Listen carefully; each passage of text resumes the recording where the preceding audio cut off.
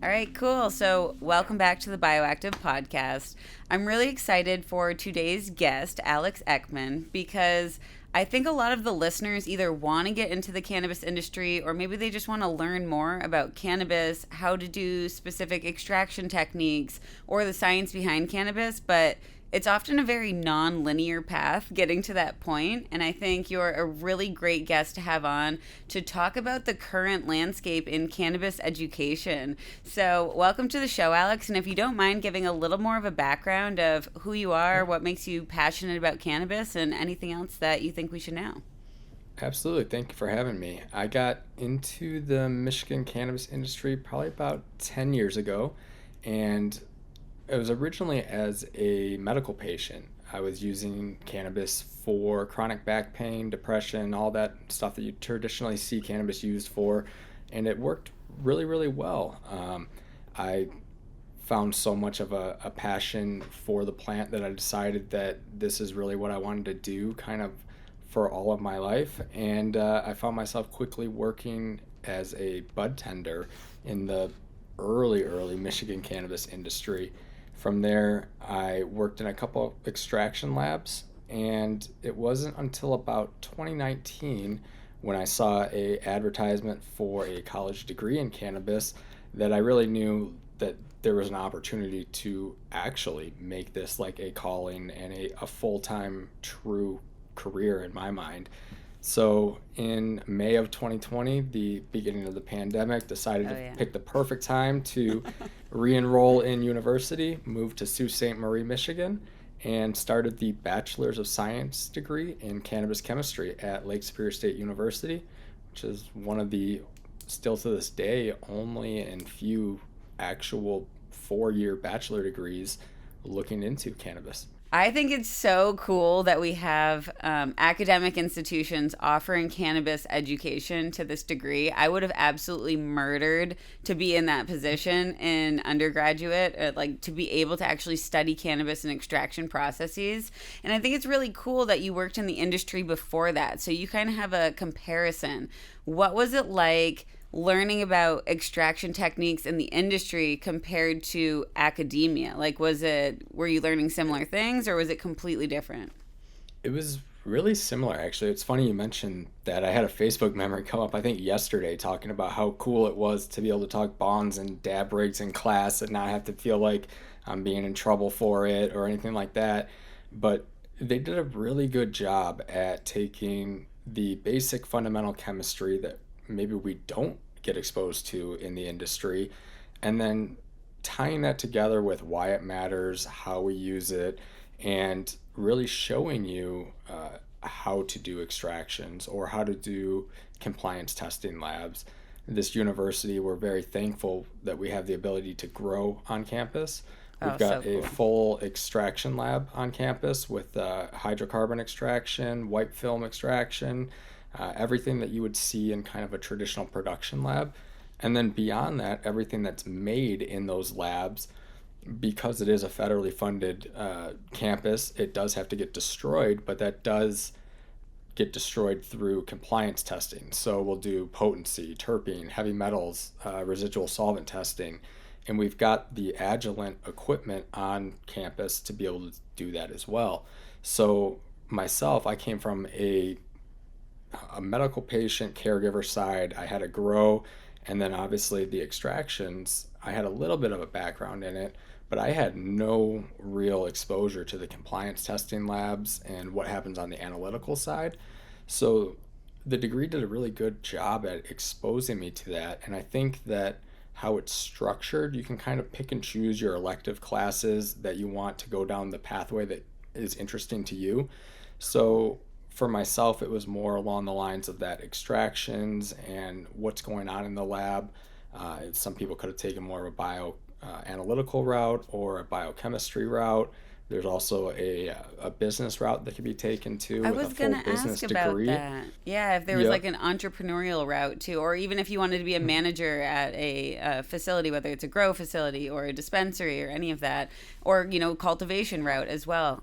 That is really really cool. It sounds like it could be beneficial to almost anyone who's trying to enter the industry, whether you're a bud tender or whether you want to, do extraction and cultivation.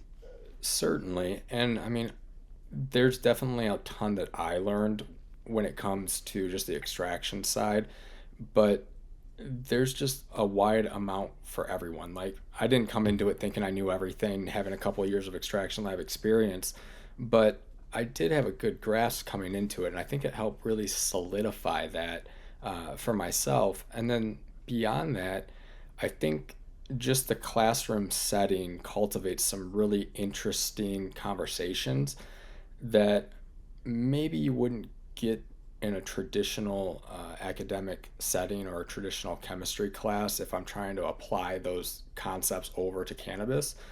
And I say that because it takes a special individual, I think, that when they're 18 or 19 talking to their high school guidance counselors or their parents saying, hey, I want to do a cannabis degree. And when you lump those individuals into one room with professors that are also really inquisitive about it as well, you get really, really interesting conversations and can dive down some really cool rabbit holes that maybe the curriculum hadn't planned, but we were able to kind of coax out.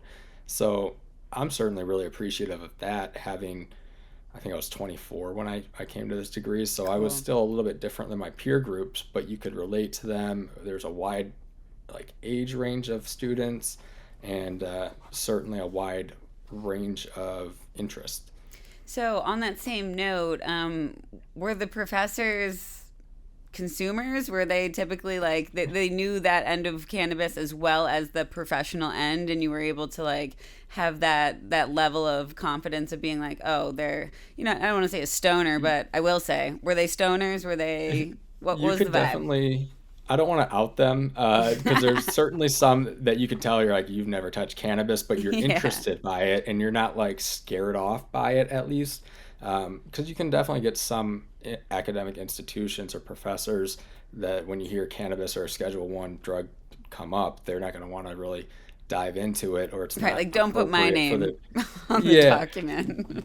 And then there's certainly some professors where we've had open conversations about our consumption styles, and we're making jokes about how they're consuming old school ways and stuff like that, or it's just there definitely was a couple professors that did openly talk about their consumptions. There were some that kind of hit it in stories of days past, college days type of thing. And then there was a handful of professors where you could tell this was a university before we adopted the cannabis program. It's not it was a cannabis specific university. So you could tell that these were all just professors that it was added to their kind of job list and course curriculum. But all of them definitely embraced it. I will say that they were all very inquisitive, intrigued by it, and you didn't see bias at the professor level. I'll put that. We didn't get treated any different by our professors for being cannabis students than the regular chemists, and I really appreciated that. Yeah, that is great. And, I used to think if you were in the industry or if you were studying the plant, you kind of had to be a consumer because you just have a fully different perspective on the plant and the differences in different strains and consumption methods and all that. But actually, what changed my mind about this was working with Dr. Marcus Rogan, who's one of the best well-known smoking scientists who studies cannabis smoke, and he's never smoked weed in his life. And I was when I learned that, I was one, if you ever decide to, Marcus, please invite me to the sesh. But two, he's just an amazing scientist, and he's so knowledgeable about cannabis smoke, regardless if he's consumed it or not. So I used to have a little bit of a different thought on that. But I want to go back to what you said about you have these kind of conversations where everybody's brains are kind of working, gears are turning, you guys are like, whoa, should we research this? Is that something you can pursue? So say you have this really cool conversation in a classroom and you say, wow, we've never studied this, but we definitely should. Can that lead to research? And was LSSU a research university as well? So beyond the curriculum, were you able to pursue projects to learn a little more about things that you were interested in from a research perspective? Yeah, and that's actually one of the things that really appealed to me about the Lake State program. I vividly remember when I toured this place back in 2019, they were still building out their hydrocarbon extraction labs, and the dean was walking me through saying, hey, one day students will be in here, maybe making their own processes, having their own peer-reviewed research. And for myself, that was probably the biggest thing, was just being afforded to have that opportunity. And thankfully, that was the case. I'm hopefully a month or two out from having some research in ACS Omega, looking Cool. at vape cart research, but there's certainly been multiple cannabis related projects undertaken. I say that because some of them probably should have been published and were, at least I deem, worthy enough of being published. But as right now, we do have one study in circulation. He was actually my PI on this vape cart study, but Dr. Wright and a few of the other professors looked into heavy metal contamination of rolling papers. And it was simply based off of a student bringing them the idea of, hey, these vape shops around us, smoke shops, have all these different colored papers. What's in it? And come to find out that the blue dye in particular is very high in copper, but they found a lot of different metals.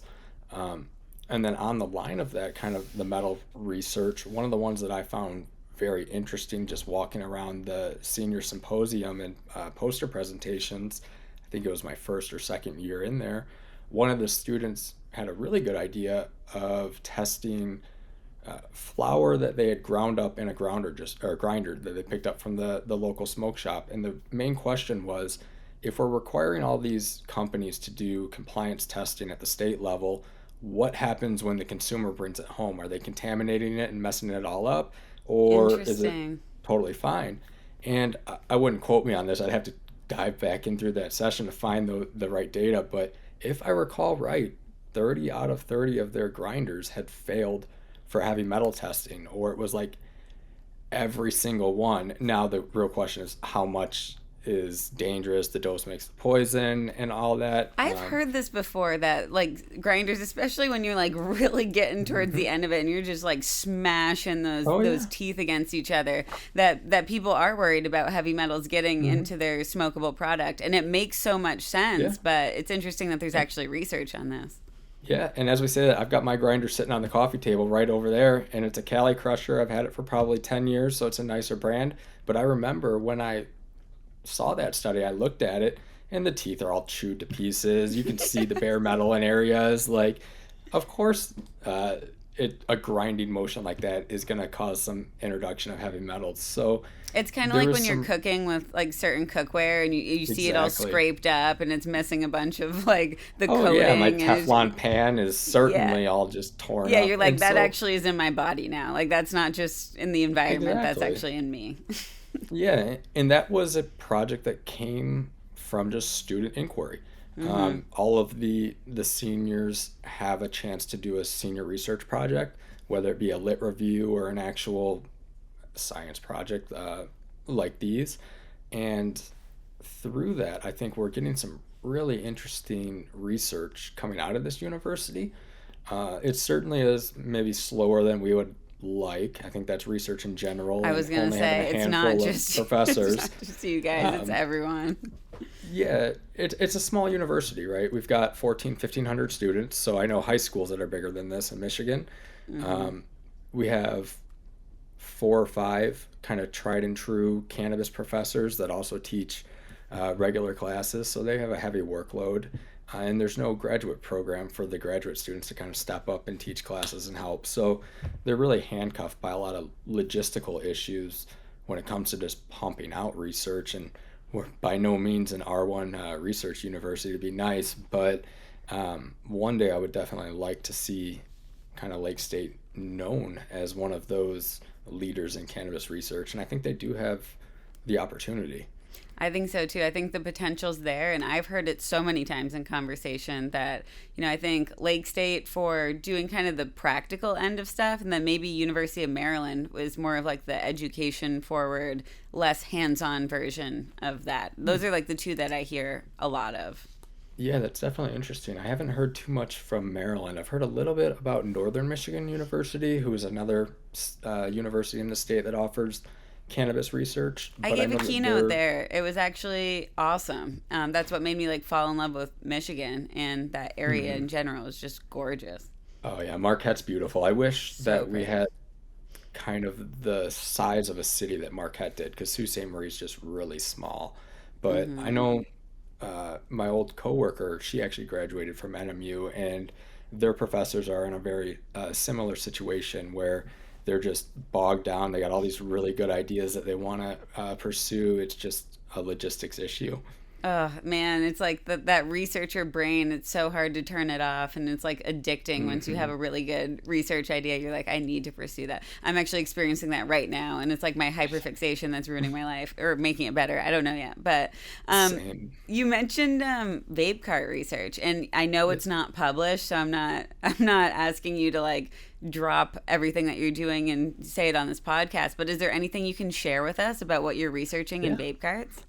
Yeah, so it actually was just serendipitous that we found this. We were originally trying to do a novel method of heavy metal analysis, Hmm. and that was off of the backs of some research we saw released. It was probably about 2 years at this point, showing that the traditional means of looking at heavy metals in vape carts could have reproducibility issues based on the particle size. Was this And Amber Wise's research? I believe so. It was reproducibility in ICP-MS Mm-hmm. due to particle size, and then also settling through. If you like pick from the top or the bottom of your distillate liter, you could get different results. So what we wanted to do was essentially empty out a vape cart, dissolve it in some solvent, and pass it through a filter that would catch any of those particles. We would then put it under our brand new scanning electron microscope, which basically, as I can see, you're kind of familiar with that. But yeah, it uses an electron beam to essentially image instead of glasses or lenses and light.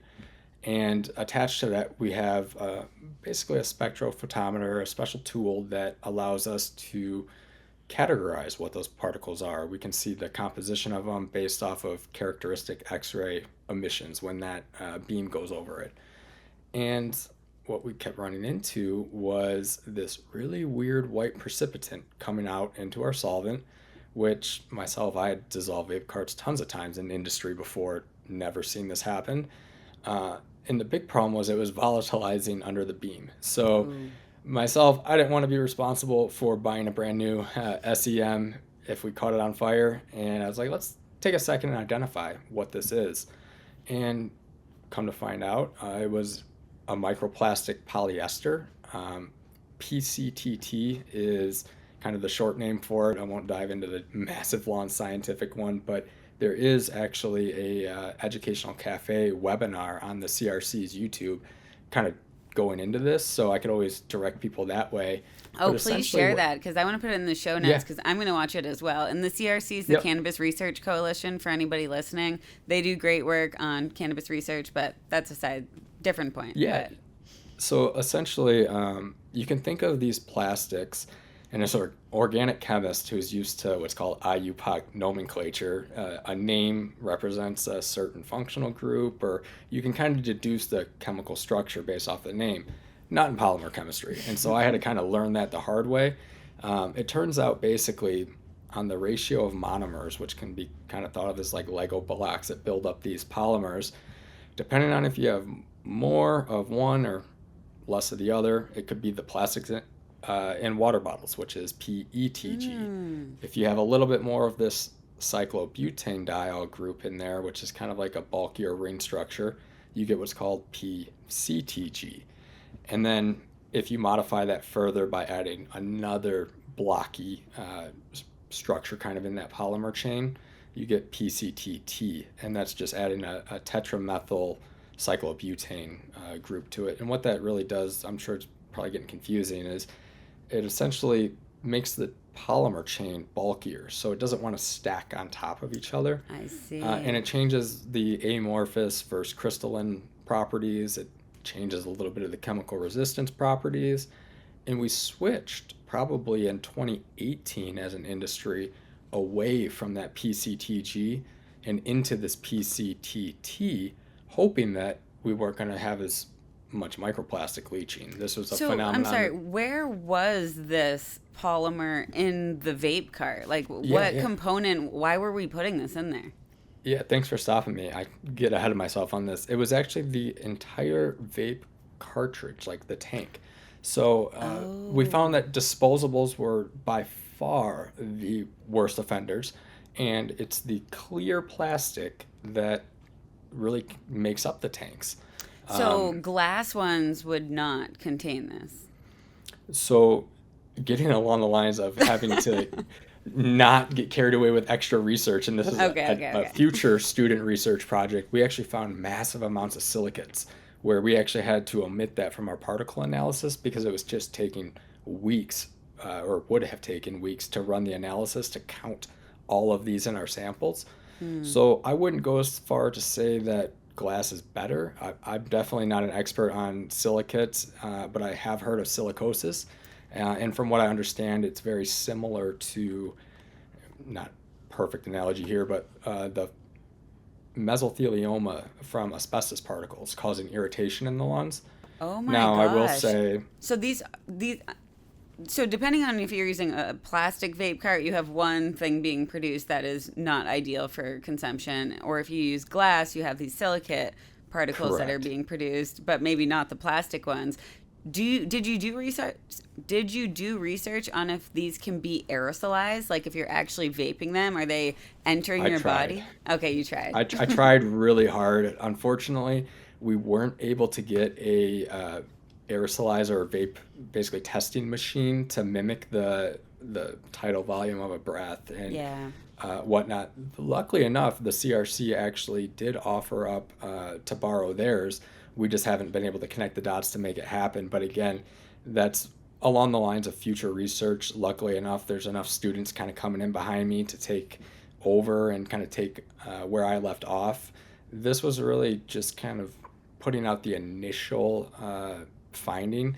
And to be fair, I probably partially mismanagement of time on my part, partially my project got changed a couple different times, so I didn't have a ton of time to complete this before Mm-hmm. the school year wrapped up, and hence why it's still going on now Well, post it's also graduation.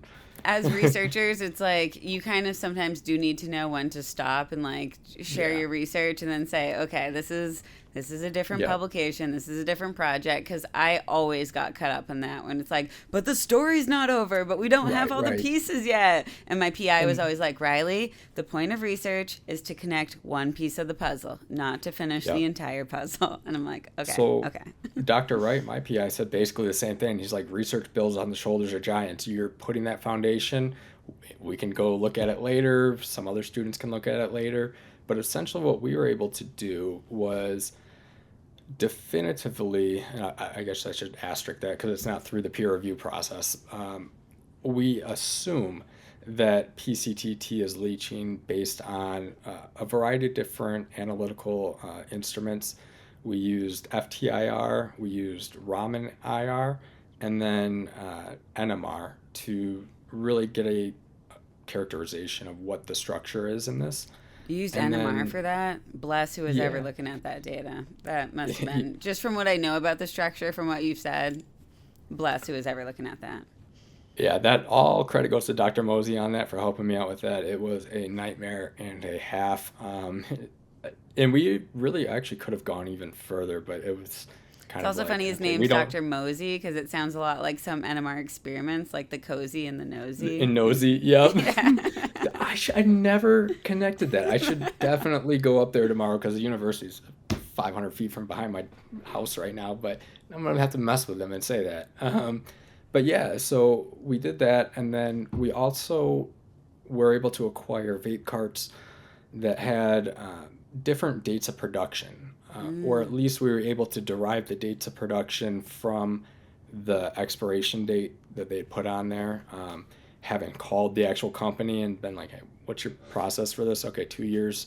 And what we were able to find was a exponential rate of return of leaching of these polymers, where the worst offender was like 1.6% percent on a weight by a weight percent basis, and Oh that my was God. after about a year and a half, 2 years. So certainly it had been on the shelf for a while, but when you think about your average terpenes being like 4 to 5% of these, and you usually have a mix of 10 different terpenes making up that flavoring, you very well could have a situation where you are having more microplastics on a weight by weight percent basis than an individual terpene, which was certainly alarming.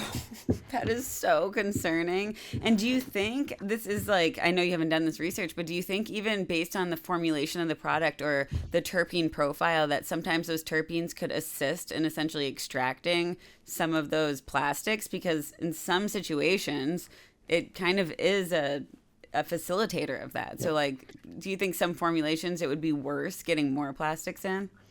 That's my current hypothesis. Mm-hmm. What I would love to do after this as like an immediate follow-up study would be just whip up like a liter of distillate and fill some carts with just one terpene, have a couple different concentrations of said terpene, and really look to see, is it an individual terpene causing it, because we do know that terpenes like limonene act as a green solvent or have similar Hansen solubility properties to that of green solvents. And Mm-hmm. one of them that comes to mind, I remember citing it actually in the paper, was D-limonene and hexane have very similar solubility properties. So that almost kind of pushes back against the notion of us, at least that specific terpene, because we found hexane was the solvent we were using to dissolve everything in. And this polymer, we actually did like solvent testing to see what could we get this thing to dissolve into, to see for various instrumental methods what we could use. And literally the only thing I could get it to dissolve in solution was chloroform, which was Mm, perfect for NMR, right. but Ideal. it makes me wonder then, is it a terpene? Could it be the cannabinoids? In this case, we were using CBD and CBD derived cartridges, but I don't really know. And I would love to kind of map that out and tease that question out, because I think that really is, besides like seeing if it aerosolizes, the kind of next big question on my mind. And I would assume the microplastics aerosolize and enter the vapor stream. Again, I all was going to say hypothesis, the same thing. but I feel it's, like those definitely would. I don't know about the silica pieces. I'm a little yeah. iffy about that one.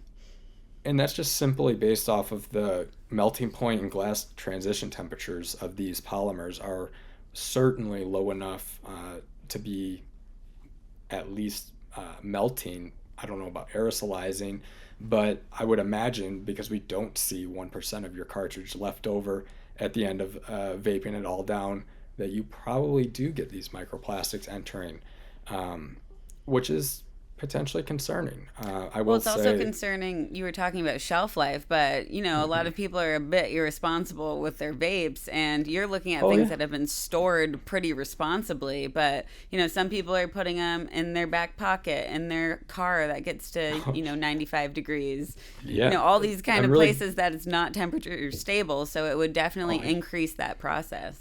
I'm really glad you brought it up, because one of the things I forgot to mention was these were all brand new, unused vape carts, because obviously we didn't have any way to mimic a human lung. So we just tested these brand new. These were without even having any heat cycling. And I joked with my professor when we were doing this that I can't tell you how many times, living on a college budget before this, you make every drop of distillate last, and you take a lighter to that, and I can't tell you how many carts I saw like, oh, that's getting a little bubbly. I should probably stop melting that distillate down. And you hit it 3 or 4 extra times that you get, and you're like, that tastes like burnt plastic. And Oh so well, now, yeah. yeah, from that, I've made the decision to not consume vape carts, but I do know, like, we've been hitting these things for 10, 15 years now. No one's that we know of has actually died of it. So while it's probably not ideal, I don't think it's also the end of the world. I've kind of changed my stance on this a little bit over time.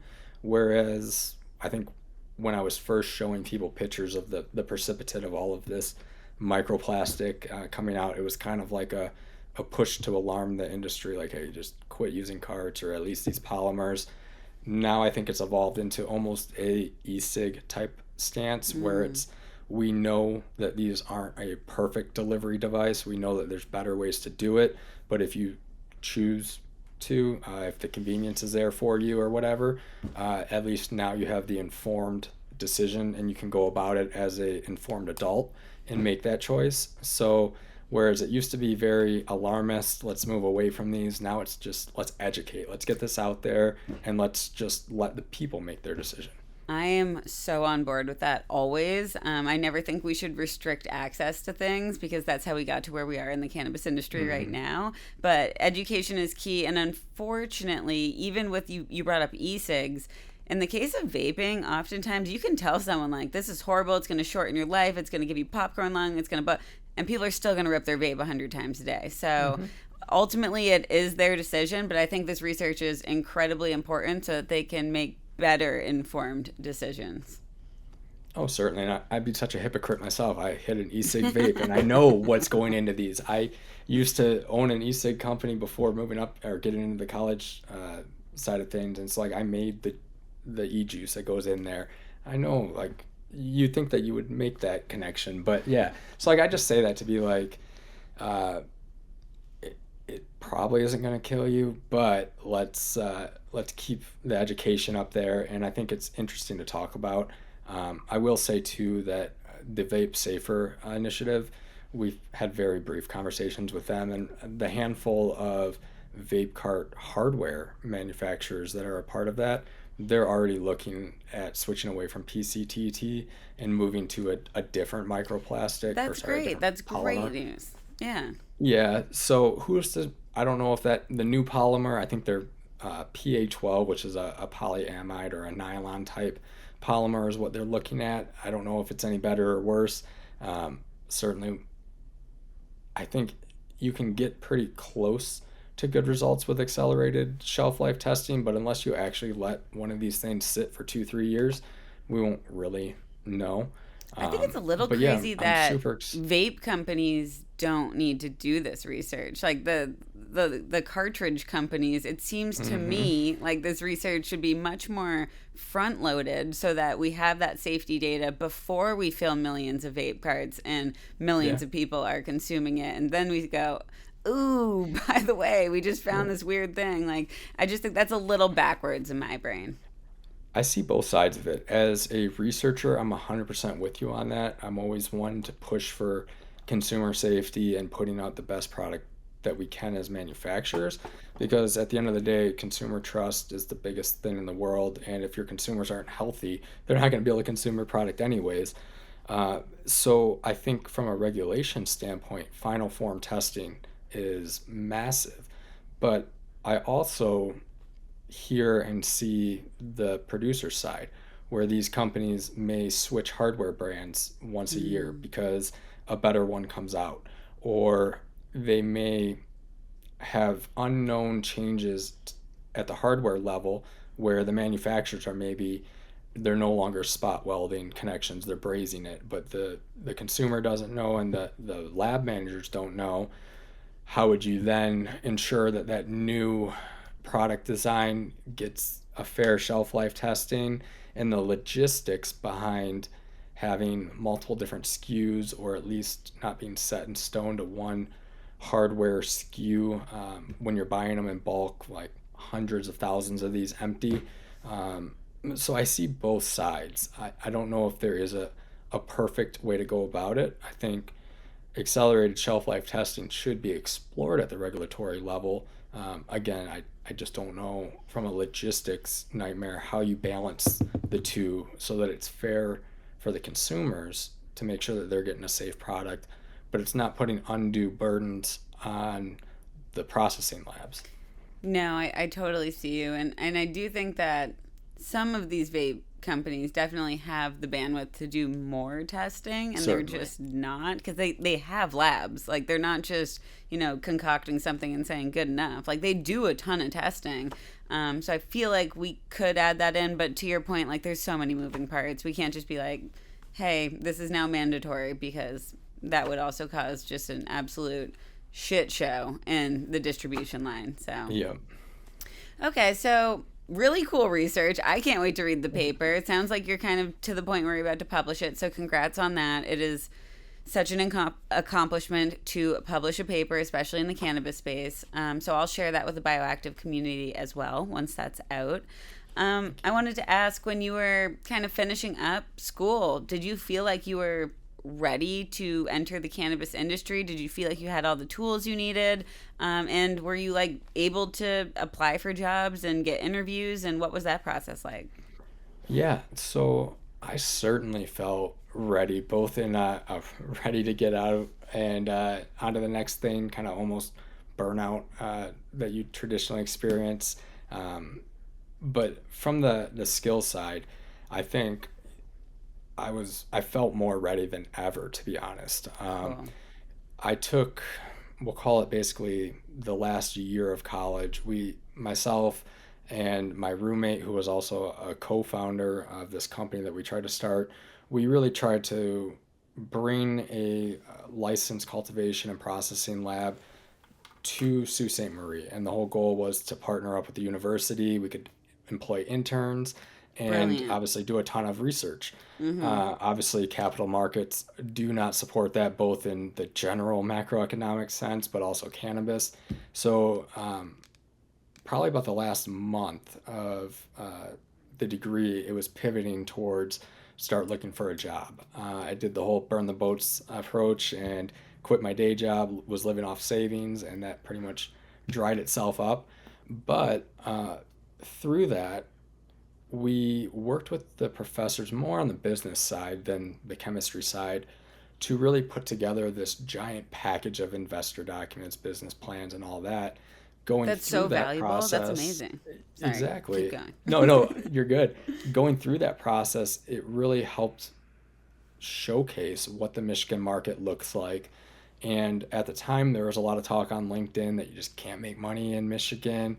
It's a dying race to the bottom market. And we ended up open sourcing all of our investor documents because we're like, well, we're not going to raise money for this. Why gatekeep this info?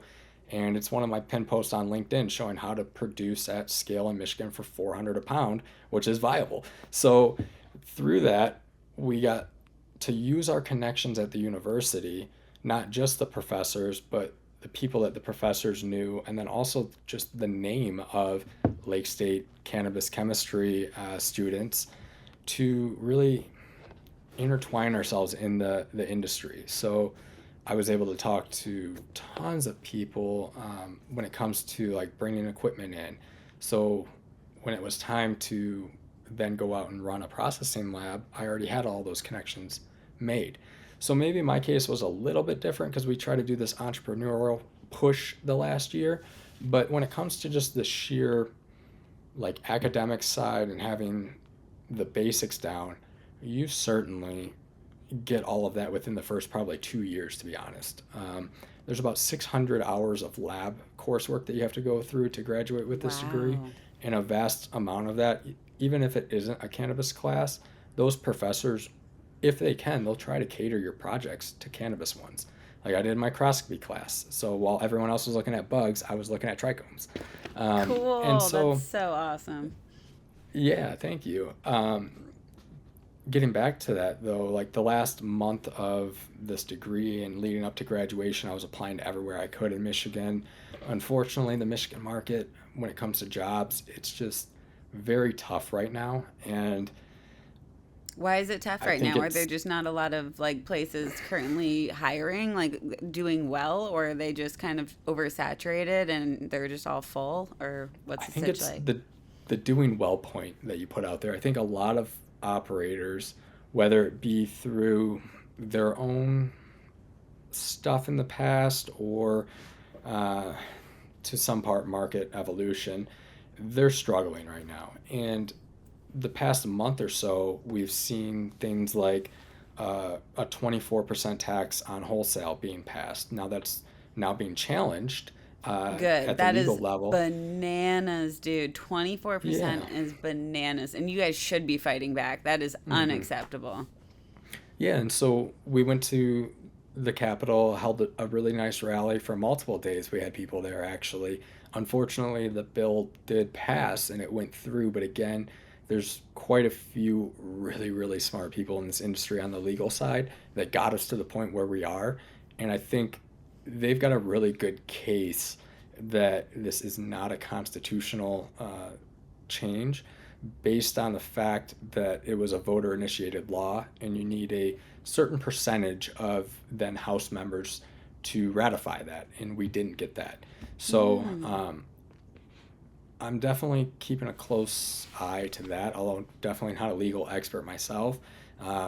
Growing up in the Michigan cannabis industry, I guess, those early caregiver days, you kind of had to exploit gray areas to make your name and to be known. So I think these lawyers will find ways to kind of keep that attitude going. Like, if you're going to make it hard for us, we'll find loopholes. Beyond that, you also have laws now being proposed in the Michigan Senate that are looking at limiting licenses and putting license caps on, which I'm adamantly against.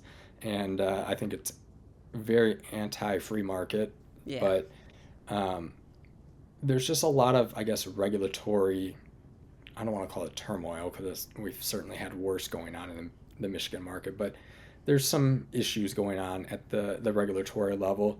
And I think that just a lot of companies are struggling with maintaining profitability. And so what caused this like big change in the regulators wanting to get more involved? Because you've had a successful market, so it seems like all of a sudden they want things to change, and we're seeing this in other states too. Like Massachusetts is about to vote on recriminalizing cannabis, which is the most insane thing ever, and it will never go through. I mean, it's making them billions of dollars, but it's just the principle of it. Like, something's kind of shifting, that the principle is changing about legal cannabis.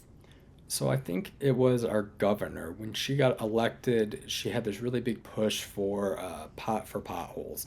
Use the tax money from cannabis to fill all the Michigan road potholes. Michigan's got probably the worst roads in the nation. And partially it's because we have the highest weight restriction for heavy trucks.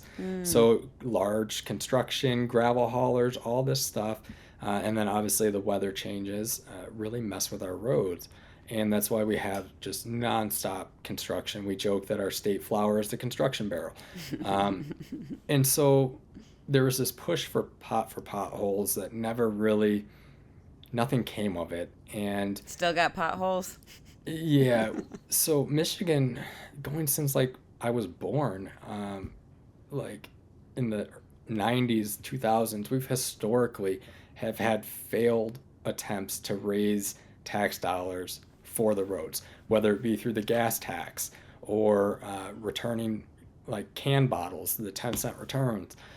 There's just been time after time an attempt to fix the roads, and it's no surprise out there that Michigan is one of the more corrupt, sadly, governments in the union. So there's a lot of bad backdoor deals that probably have gone through. A lot of things have led to this, where the government feels like they're just grasping to save the roads however they can, and somehow $420 million is supposed to be coming from this 24% tax increase. And I'm like, that's convenient that you guys came up with 420 million. Did you actually run the numbers on that, or is this just propaganda to get your bill? But I don't know. It'll be interesting to see how it plays out. It is on the wholesale, but we all know that's going to get pushed down to the consumer. Thankfully, Michigan's got some of the lowest cannabis prices, so we can weather that. But dude, the cheapest ounce I've ever seen was in Michigan. I think I put a picture on like Instagram because I was like, do you guys know how cheap cannabis is in Michigan? This is bananas compared to, I'm in the Northeast, so compared to Maine or compared to Massachusetts, it was like a quarter of the price.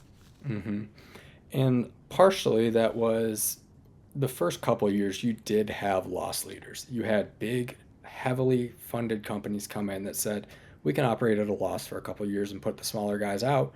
But when the smaller guys didn't go out and they withstood, those companies ended up in receivership. They failed. They're now being run by a court-ordered, basically CFO. And now I think you're seeing the massive integration of technology and increase in efficiency that we're unlocking through those technological gains, um, really helping to push the cost per price down. Beyond that, Michigan, we have low inputs. Our water cost is super cheap. We live on the Great Lakes. We So got true. decently priced energy. We got really good rebates. Overall cost of living isn't crazy, so that allows you to have a slightly lower labor cost.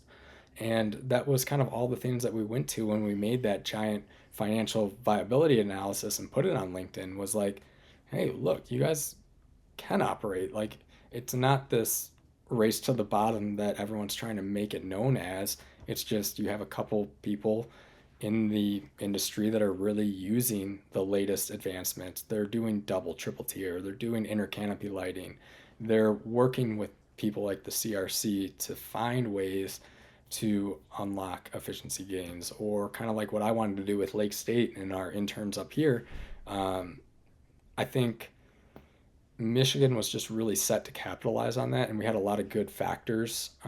Beyond that, we just have a really good cannabis community Aren't there a lot that's of been around. growers, like home growers per capita in Michigan compared to other states with home grow? So I was actually just wondering that, and I have a really long talk with my chat GPT on how to figure that out, because you don't really have like a census that tells like the government who's growing at home, who's not. I don't know if there is a good way to track that, but personally, I haven't really seen as many people as you would think using that homegrown provision, especially being allowed 12 plants. So it's something that I can't wait till I'm not renting anymore and I can go back to growing my own. I definitely miss it, but I think it's Hmm. surprisingly underutilized. And that's like statistically in every state that has home grow. It doesn't mean that everyone's just immediately going to start growing plants, which is what we say a lot when we're like advocating for home grow. It's like just because you can doesn't mean everyone can. Everyone can grow their own tomatoes too. And not that many people grow their own Right. tomatoes. So, it's not like it's going to be this thing where one day there's nobody growing weed and then a month later everybody's growing weed.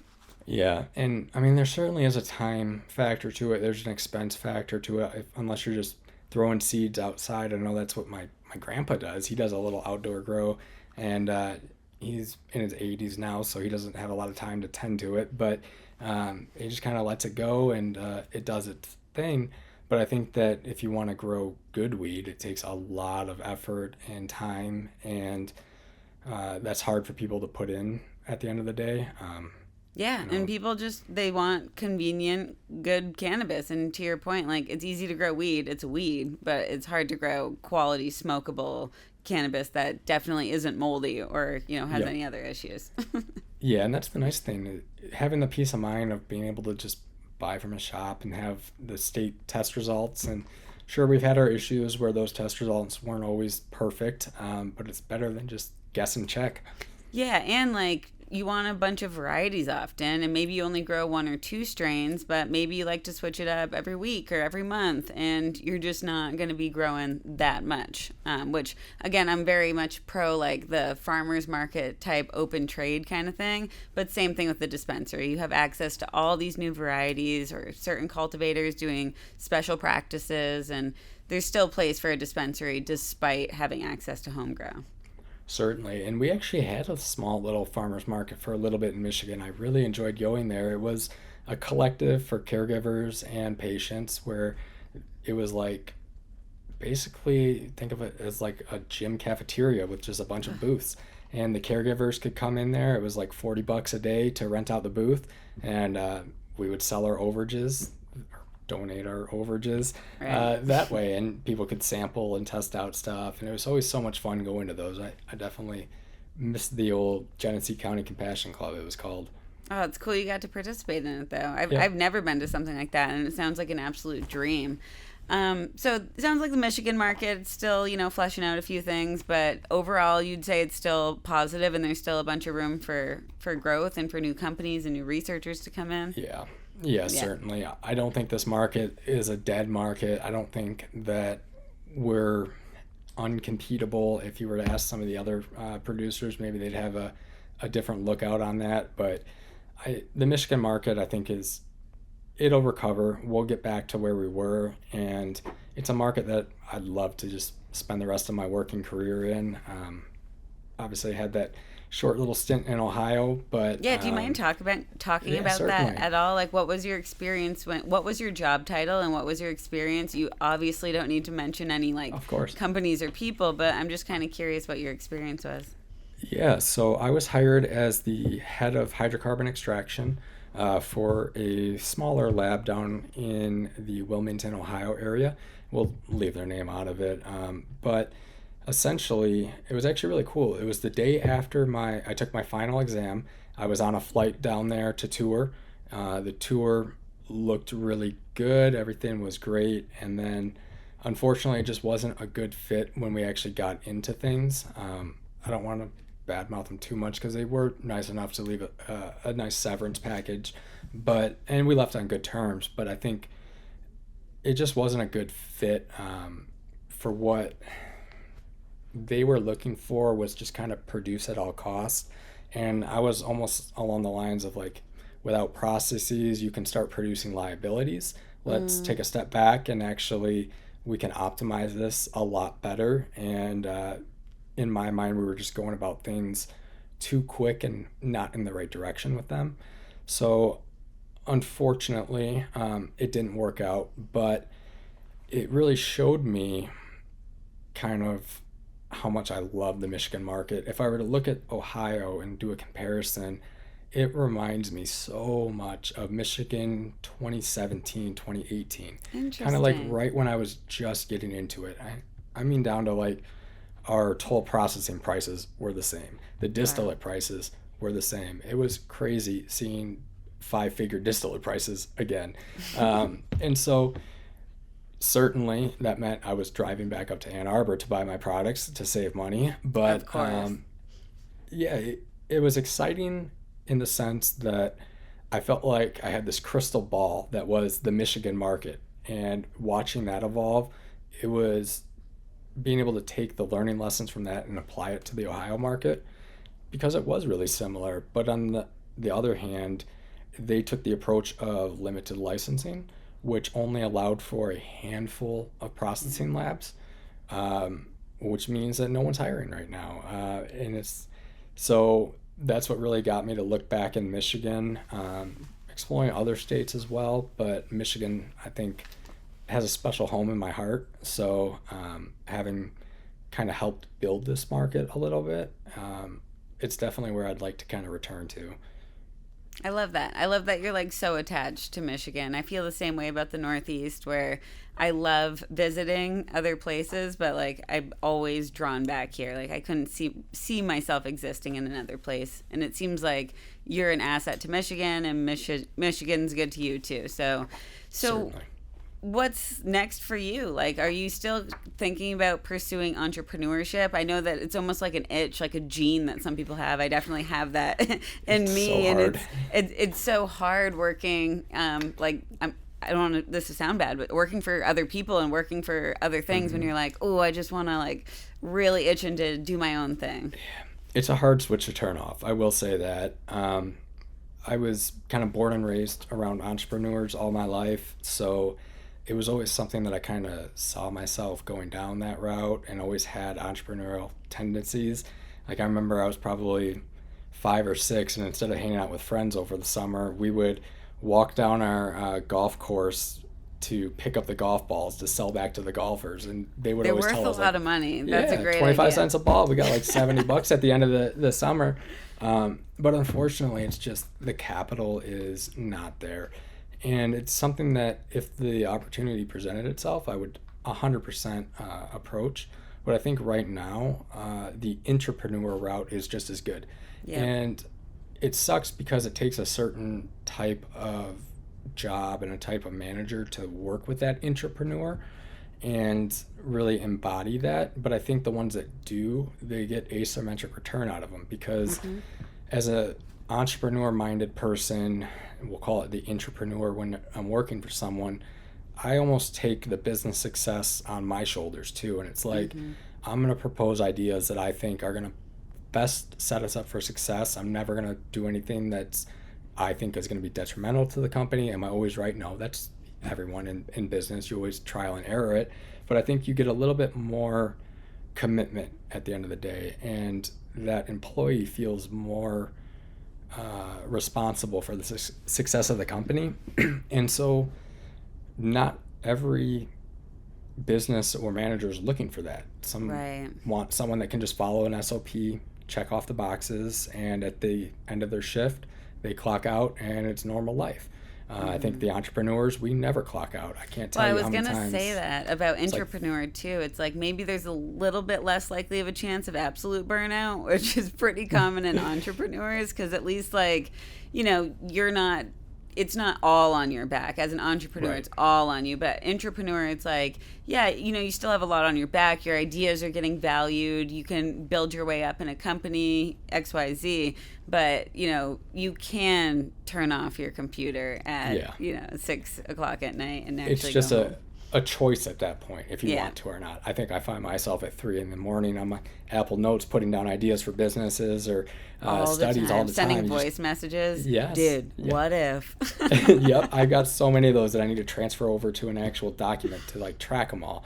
But it's like I've got this switch in my brain that's hard to flip off.